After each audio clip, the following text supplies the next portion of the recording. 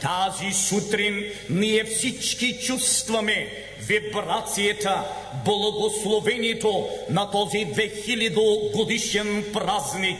И затова, като чадо, като син на тази 2000 годишна църква, желая да ви поздравя с един от най-светлите, с един от най-вдъхновяващите празници на тази планета, наречен Петдесятницата.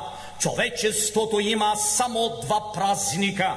Единият празник се нарича Рождество Христово, на който празник човечеството получи Божият мир, за който ние четем в Евангелието на Свети Лука, 2 глава, следните думи: и внезапно, заедно с ангелите, се намери множество небесно воинство, които хваляха Бога, казвайки: слава на Бога във висините и на земята мир между човечеството.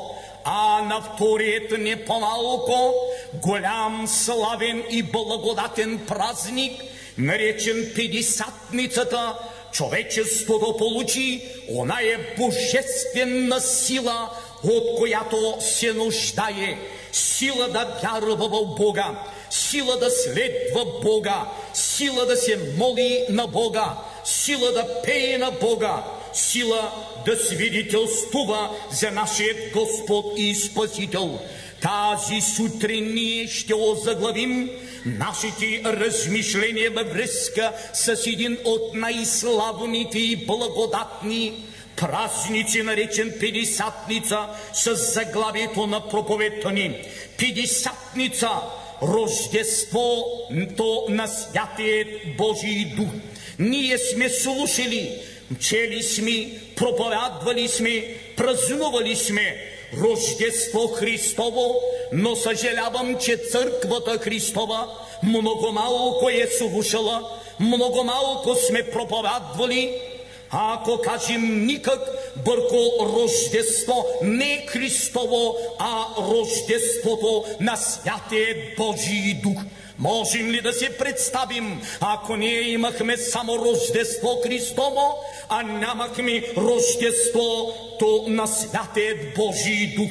Затова ние като петдесятници и петдесятна църква сме застанали пред Божия благодатен престол тази сутрин с смелост, с вдъхновение, с гордост да отпразнуваме по средата на лятото Рождеството на Святият Божий Дух. За това Рождество ние четем Словото Божие от книгата на Деянието на апостолите, 2 глава от стих 1 до стих 4. И когато настана денът на Петдесятницата, те всички бяха на едно место и внезапно стана шум от небето, като хвочение на силен вятър, и изпълни цялата къща, дето седяха, и явиха им се езици, като огнени, които се разделиха и седна по един на всеки от тях. И те всички се изпълниха със Святия Дух и почнаха да говорят чужди езици, според както Духът им даваше способност да говорят. Тази сутрин, когато църквата Христова в България, в Европа и по лицето на земята ще отпразнува Петдесятница, Рождеството на Святия Дух, желая като син на тази църква да кажем, че аз като християнин се гордея, че само Христовата църква, само Божиите чада могат да застанат на този ден и на всеки друг ден и да благодарят на Бога за Святия Божий Дух. Докато будизма не може да говори за Божия Дух, те говорят само за една личност. Докато мюсюлманството не може да говори за Божия, за Святият му Дух, те говорят само за една личност. Ние, Божиите чада, сме привилегировани, благословени от Бога, да бъдем под влиянието, благословението и служението на Святия Божий Дух. Петдесятница, Рождеството на Святия Дух. Ще разгледаме на първо място чрез мисълта. Светът преди Петдесятница или светът преди Рождеството на Святия Божий Дух.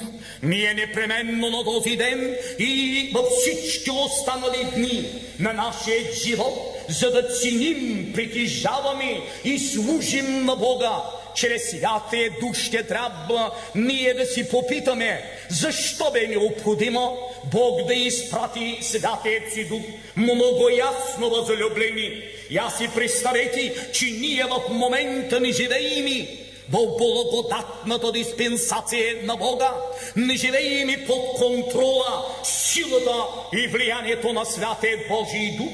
Тези престъпления, тези насилие, този грях, който ние наблюдаваме, е нищо, ако Святия Дух го няма, който е спирачката на престъплението, спирачката на злите духове. Преди Бог да изпрати Святия Дух, Словото Божие, книгата Библия ни запознава, че този свят се е управлявал от един нечестив дух.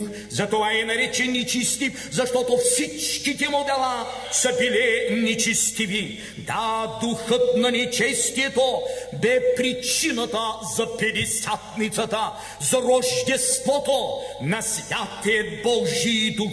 Да, ние благодарим на Бога, че чрез Словото Божие ние от една страна можем да наблюдаваме света без Бога, без Христа, без Святия Дух. И от другата страна, чрез Словото Божие ние можем да наблюдаваме света чрез любовта на Бога Отца, чрез присъствието на Господа Исуса Христа и помазанието и силата на Святия Дух. Когато размишляваме върху света преди Петдесятница или духът на нечестието, който е станал причината за Петдесятницата, ще спомена няколко важни мисли. Нечестивият дух е причината за злотворния дух. Днеска, ако ние се оплакваме от това злотворство навсякъде, това се дължи точно на този нечестив дух. И когато кажеш на хората, те ти казват, ма къде е този дявол? Дяволът ти не е седнал на главата и да чука орехи. Дявол е седнал в сърцето ти. Дявол е влязал в душите на хората, в главите им влязал. И ние наблюдаваме злотворството и си казваме, за колко бързо време нещата се променят. Нещата, когато дявола воини се променят не за година, не за две, променят се за 24 часа. Той взима човекът и го променя. От свят, от чист, от благороден го прави на уръдие на неправдата. Не само ние наблюдаваме нечестивия дух, че е злотворен, той е злопаметен дух, той е злоязичен дух, който ние наблюдаваме днеска. И в простите хора, и в най-учените ни и благородни хора наблюдаваме този злоязичен дух, език, който не върши Божията воля. Още Словото Божие нарича нечестивия дух ням дух според Словото Божие. От Евангелието на Лука 9 глава стих 17. И тогава е имало много малко хора през Христовото време, които са били обладани от този ням дух. Днеска почти цялото ни отечество е обладано от този ням дух и не смее да благодари на Бога, да прослави, да възвеличи Господа. Зато и се нуждаем от Петдесятница, от мощта и силата на Святия Божий Дух, този ням дух от децата ни, от татко, от майка, от кмета ни, от отправниците ни, да бъде изгонен. Не само Словото Божие го нарича нечестив, на друго място ням дух, но още го нарича в Евангелието на Лука 9 глава стих 25 ням и глух дух. О, страшно нещо и да бъдеш глухоням, и то духовно глухоням, да не можеш да слушаш, да не можеш да говориш, да не можеш да общуваш, и това прави нечестивият дух. Той е направил чадата ни, отечеството ни, на глухоняма нация, която да не може да слуша, да не може да говори, да не може да общува с Всевишният, който ни е възлюбил. Тази сутрин нашата проповед, Петдесятница, Рождеството на Святият Божий Дух, ще разгледаме, възлюблени, чрез мисълта. Нуждата на църквата от Петдесятница е нуждата от въплощението на Святият Божий Дух в нас. Ние ще разгледаме тази сутрин Петдесятница точно в тази светлина. Няма да я разглеждаме във формата й на някаква орехова колонка, която е имала образа или фигурата на език. И като я разтрусаш път, образува шумът на Святия Дух, който ни е описан в книгата Деяния на апостолите. О, шумете си колкото искате, няма да произведем този шум, ако той ни стане вътре в сърцето, в душата, в мислите на Божиите чада. Ако някога човечеството си е нуждаело от Петдесятница, ако някога човечеството се е нуждаело от въплощението на Святия Божий Дух в човешка плът, то днес, като време, е най-важното за нас. Времето през 1996 година, когато всичко около нас се руши. Руши се икономиката ни, руши се здравето ни, руши се вярата ни, руши се семейството ни, руши се отечеството ни.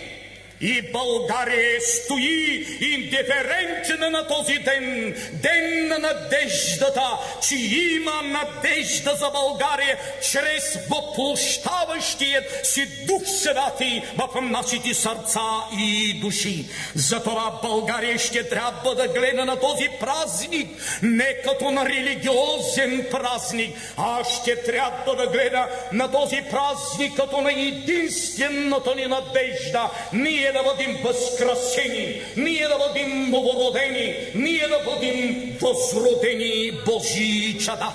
Нуждата на църквата, нуждата на семейството ни, нуждата на България от Петдесятница е нуждата ни не от орехови колонки, не от раздаване, а нуждата от въплощението на Святия Божий Дух в човешка плът. И така Бог го изпратим, за да се обясним като християни, за да разберем духът на тези пророчески слова, които днеска Бог говори на Петдесятница. Ще обърна вашето внимание върху един много важен, много известен предмет, а именно нуждата на света от новорождението чрез Исуса Христа. Ние без това новорождение, за което Христос каза на Никодим в Евангелието на Йоанна, 3 глава, ако си не новороди някой отгоре, не може да наследи Царството небесно. Бог говори за едно новорождение на грешника. Това става, когато човек почувства, че е грешен, дойде при Бога, изповяда греховете си, извика към Него и му каже: о, сине Давидов, помилвай ме, измий ми с драгоценната си кръв. Да, ние четем в Евангелието на Йоанна, 3 глава, стих 3. Исус в отговор му рече: Никодиме, истина, истина ти казвам, ако си не роди някой отгоре, т.е. изново, не може да види Божието царство, не може да види Божието слово, не може да види Божият път, не може да види Божиите символи, не може да види Божията чаша, не може да види хлябът на живота, ако си не довроди някой отгоре. Обаче какво става? Ние като Божии слуги, като духовни бащи, ще трябва да кажем, че животът ни е показал, че това новорождение, за което Христос говори, не е достатъчно възлюблени. Ние го обясняваме с рождението на едно дете. Каква полза ще има, ако днеска се роди на някой младо семейство детенци и няма кой да кърми това дете, няма кой да храни това дете? Точно това представлява Святия Божий Дух. Той е кармачката на новородените Божии деца в Господа Исуса Христа. И без тази кармачка забрави, че ние ще имаме семейство. Много бързо бебето ще отслабне, много бързо бебето ще се разболее, много бързо бебето ще се отиде, ще умре, ако ние нямаме тази кармачка. И ние благодарим на Бога, че тази сутрин ние на Петдесятница чрез Божието Слово ще погледнем на тази духовна кармачка, наречена Бог Дух Святи. Може би до този момент ти не си гледала на Святия Дух като на тази кармачка, която има за цел изпратена от Бога да кърми всяко едно бозайничи, децата ни, внуците ни, правонуците ни, и нека Бог да ни благослови. Кърми ние чрез Святия Дух. Християнин ще разгледаме изключително и то стриктно чрез Словото Божие. Да ни би някой да се помисли: о, те са петдесятници и днеска е техният Великден, днеска да величаят Святия Дух. Величайме го, защото Той е нашата кармачка, кармачката на католици, православни, протестанти, и без Него ние всички ще умрем. На първо място Святия Дух кърми църквата, кърми Отечеството ни чрез дарбите на Святия Дух. За това кърмени на Святия Дух ние четем Словото Божие от посланието на апостол Павел до Ефесяните 4 глава. Ние ще започнем да четем Словото Божие от стих 11. И Той даде едни да бъдат апостоли, други пророци, трети благовестители, други пак пастири и учители. И сега внимавайте на Словото Божие, как Бог ни разкрива Святия Дух като кармачка чрез дарбите на Святия Божий Дух.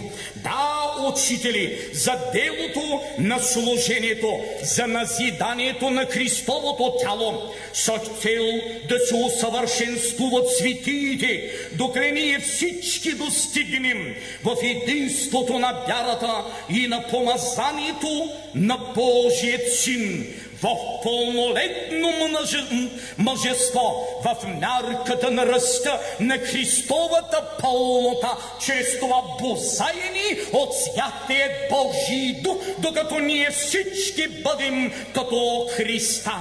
За да ни бъдем вече деца, блъскани и завличени от всеки вятър на учение, деца, които нямат кармачка, чрез заблудителни учения на лукавство и измамителни хитрости. Подействуващото ще ги истината в любовта, да пораснем по всичко в Него, който е глава Христос.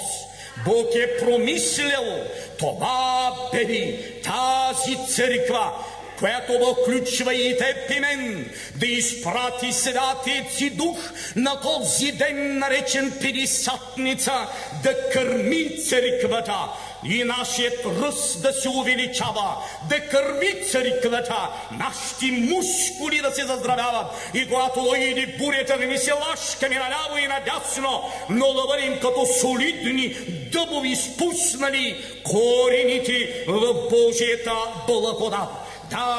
Да ни бъдем деца, но да възмъжаваме чрез тази кармачка. Кърменето чрез Святия Дух на християнина не става само чрез дарбите. Обърнете внимание, особено майките, които са преживели тези моменти, знаят, че бебето не се нуждае само от карма, то си нуждае от плодове, стъргани ябълки, бананчи да му стриж на бебето, да му дадем, и нашия Дух чрез Святия Дух е промислял точно това кърмени, точно това хранение именно. Кърменито чрез плодовете на Святия Божий Дух. Това е петдесятница. Нека си бейме колкото искаме, ако този кармачка, тази гарда няма помежду нас.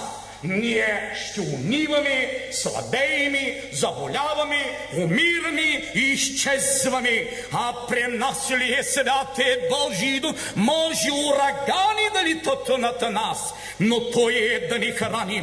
Да, кърменият християнин чрез плодовете на Святия Дух е описан в Галатяните, 5 глава от стих 22 до стих 23. А плодът на Духа е любов, радост, мир, дълготърпение, благост, милосърдие, верност, кротост и обуздание. Това са бананчетата, ябълчицата, чудото, ако искаш, каквото искаш, той си го наречи. Но Святия Дух взима те прекрасни плодове. Любов като бананче го стиска, мир ли е, дълготърпение ли е, Той ни храни, защото това, което едеш, това и ще бъдеш.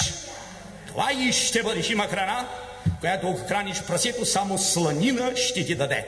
За нищо не става. Обаче има друга храна, с която ако храниш волът, конец състезателният, създаваш в него мускули състезателни, създаваш едно животинче, на което да се удоволстваш. Така е и с нас. Ако се храни с храната и плодовете на този светски дух, който обитава в света, и очаквай тая енергия и сила, от която се нуждаеме. Всички ще затластеем и ще бъдем изпратени в кланницата. Тази сутрин нашата проповед Петдесятница, Рождеството на Святия Божий Дух, ще разгледаме на трето място чрез мисълта, служението на Святия Дух в и чрез човека, чрез християнина. За нас е добро да знаем и причината, която е провокирала Бог да изпрати Святия си Дух. За нас е важно ние да знаем, възлюблени, целта на Святия Дух. Но не само да си бъдем бебите, защото има и хора и на 40-50 години са като кармачета. Чакат мама или жената или мъжа нещо да му даде, да си сукни, да си хапне, и ако го няма този, който подаде в къщи, ще умрат гладни. Даже и тенджерът си няма да отворят. Няма да могат и филия хляб да се отрежат, не знаят. Положително ще се порежат. Господ иска не само да ни храни, не само ние да възмъжаваме, но Той е създал една църква за особена цел. И ние четем Словото Божие от книгата Деяния на апостолите, 2 глава от стих 1 до стих 4. И когато настана денът на Петдесятницата, те всички бяха на едно место и внезапно стана шум от небето, като хвучение на силен вятър. И изпълни цялата къща, дето седяха, и вика им се езици като огнени, които се разделиха и седнаха по един на всеки от тях. Ние размишляваме върху тези думи от книгата Деяния на апостолите, защото те са изпълнение на онея пророчески слова, които ние четем в книгата Деяния на апостолите, 1 глава, стих 8. Чуйте словото на Исуса, но ще приемете сила, когато дойде върху вас Святия Дух, и ще бъдете свидетели за мен, както в Иерусалим, тъй и в цяла Юдея, Самария и до краят на земята. Халелуя! Жив е нашият Господ! Благодарим Му, че той не ни изпрати без тази сила. Той първо каза: елате при мен всички, които се трудите и сте обременени. Проповедници си нека записват тия точки. След като дойдеш при Бога, той каза на ученици: отидете в Иерусалим и чакайте, докато се облечете и със сила отгоре. И като се облякоха със сила отгоре, той им каза: отидете по целия свят и проповядвайте благовестието на всяка твар. Това е да дойдеш, да чакаш, да приемеш и да отидеш и да проповядваш Словото на възкръсналия Господ и Спасител. Въплощението на Святия Дух в човешка плът, възлюблени, е най-големият дар, който човечеството получи на тази земя.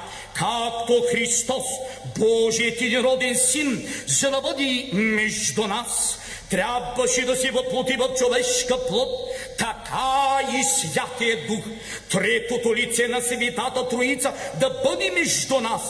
Трябва да се въплоти в човешка плът. И ние благодарим на Бога. Благодарим на Бога за този дар.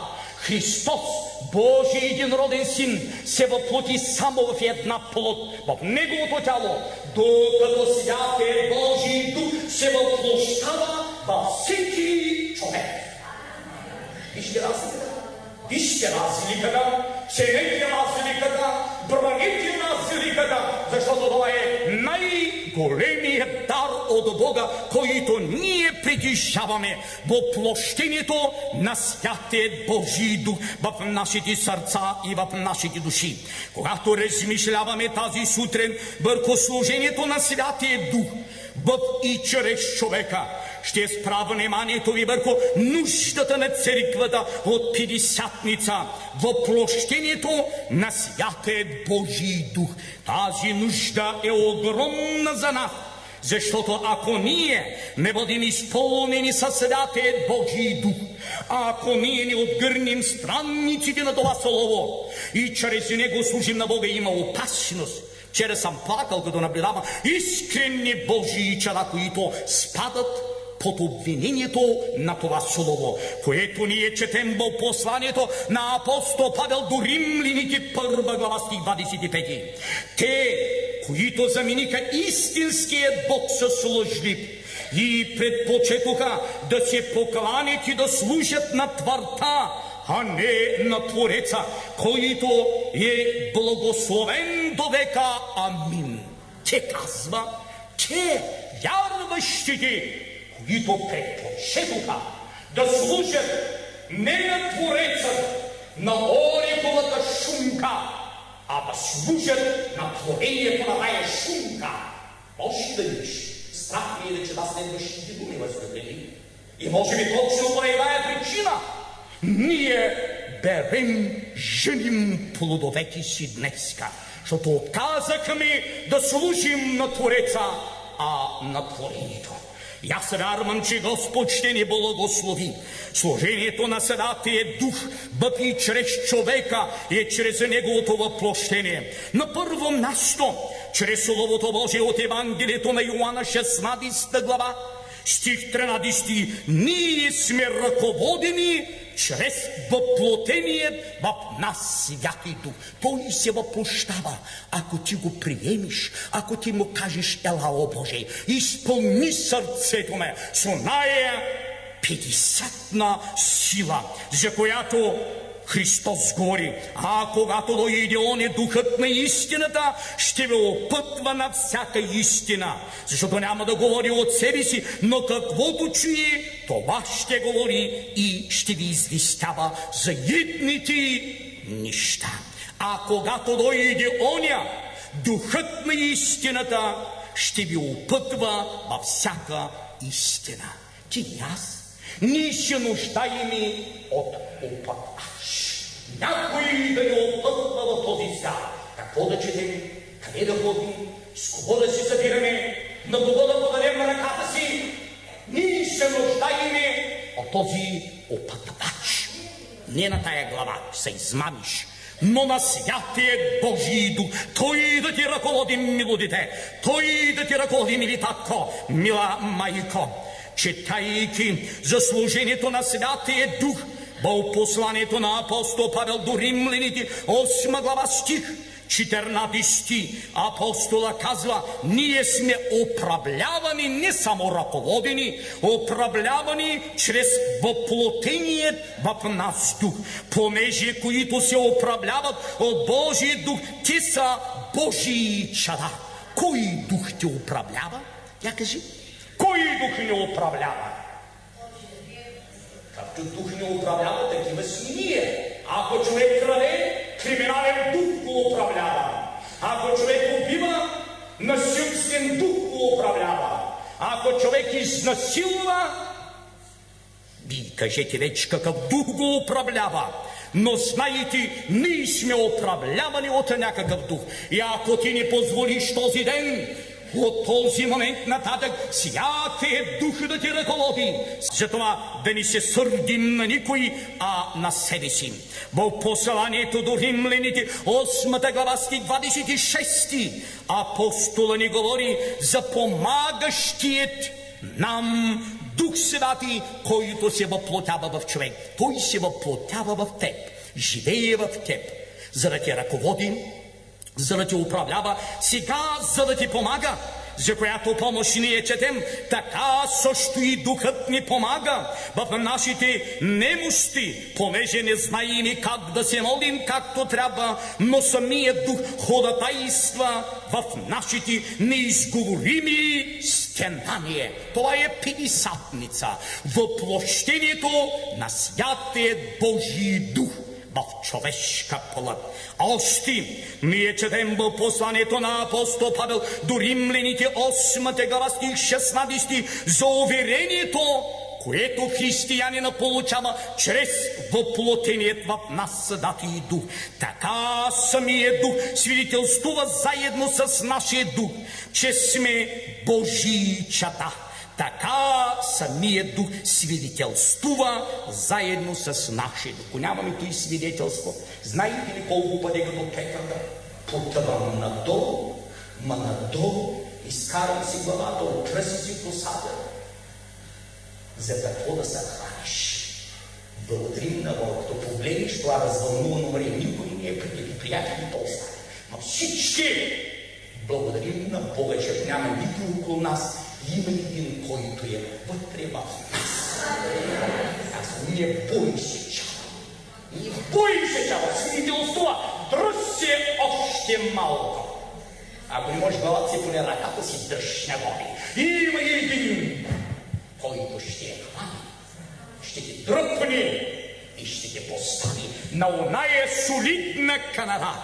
Благодарим на Бога за служението на Святия Дух, който ни ръководи, управлява, подпомага, уверява, свидетелствува в нашите сърца и души. Но ще приемете сила, когато дойде върху вас. Святия Дух, ще бъдете свидетели за мен, както в Иерусалим, така и в цяла Юдея, Самария и по целия свят. Благодарим на Бога, че Той ни е направил свидетели. Не, Той ще бъдете мои свидетели. Благодарим на Бога за тази Господна вечеря. Знаете ли, че аз стои тук не случайно на този прекрасен ден. Господната вечеря е вратата за оная горница, която бе изпълнена със Святия Божий Дух. Същата къща, същата стая, където Христос беше седнал на средата и учениците около него и участваха, взима от хляба, разчупи го, даде им и речи: вземете от него всички, това е моето тяло, което за вас се дава. Взе чашата, вдигна и им каза: вземете, пийте от нея всички, защото това е моята кръв, която се пролива за прощение на греховете на мнозина. И след 50 години тая трапеза стана вратата на оная горница, където бяха събрани всички и се изпълниха със Святия Божий Дух. Ако искаш да бъдеш изпълнена със Святия Дух, изпълнен със Святия Дух, това е вратата. Ти трябва да минеш през тази врата. Ти трябва да боядваш Христа. ти трябва да изповядаш кръвта му като очистително средство на твоите грехове. Сега ще помоля братята дякони да минат напред, да ни помогнат в раздаване на Господната вечеря, а вие се молете чрез обитаващия във вас Дух Святи като педесятници. И когато ядяха, Исус взе хляб, благослови го, разчупи и като даваше, речи на учениците: вземете и яжте, това е моето тяло. Небесни и святи Баща, ние ти благодарим за този хляб, който 2000 години е свидетелство за твоето тяло, което е дадено за нас, и чрез което тяло ние се удостоихме да бъдем, о Боже, храм и обиталище на Святия Божий Дух. Амин.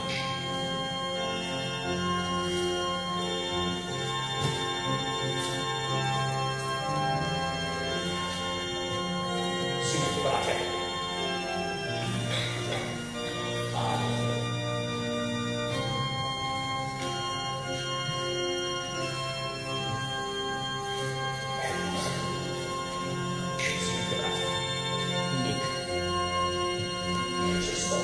отвори вратата на оная болница.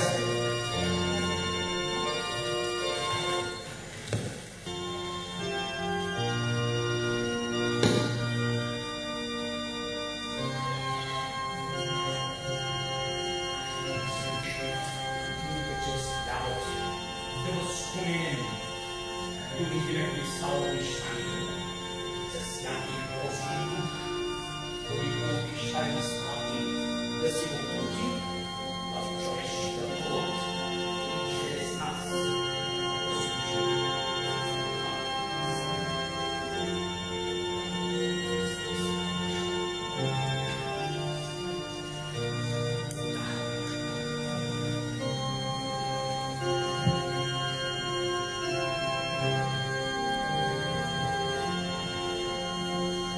Yeah.